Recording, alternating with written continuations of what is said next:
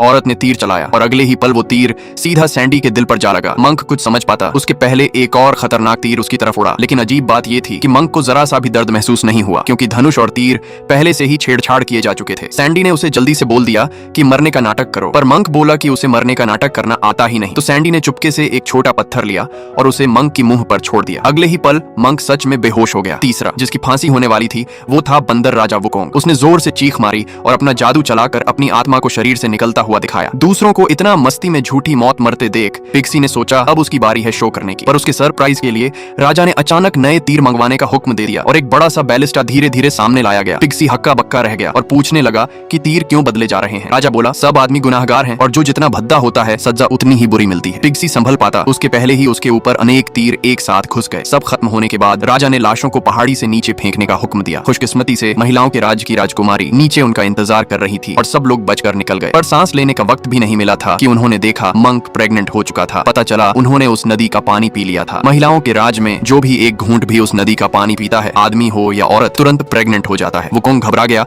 और तुरंत एंटीडोट ढूंढने भागा, पर उसे पाना आसान नहीं था क्योंकि उसके ऊपर पहरा था राज्य की सबसे खूबसूरत औरत का। और वुकोंग ने जब उसका चेहरा देखा तो वो अपनी आंखों पर यकीन नहीं कर पाया। लेकिन उस सुंदरी ने कहा कि अगर तुम्हें एंटीडोट चाहिए तो पहले मुझे असली आंसू निकाल कर दिखाने होंगे। ये सुनकर वुकोंग ने सीधा एक मुक्का जड़ दिया। सही बात है बड़े भाई, ये रोने जैसा तो था ही नहीं। वुकोंग मजबूर हो गया, इसलिए उसने एक दिल तोड़ देने वाली प्रेम कहानी बनाई और आखिर में उसे इतना रुला दिया कि एंटीडोट मिल गया। और जैसे ही वो खुशी से वापस आया, मंक ने अचानक अपना फैसला बदल दिया। उसने कहा कि वो बच्चे को जन्म देना चाहता है। वुकोंग इतना डर गया कि उसने पूरी टीम को मैजिक से फ्रीज कर दिया और जबरदस्ती उनके गले में एंटीडोट उतार दिया।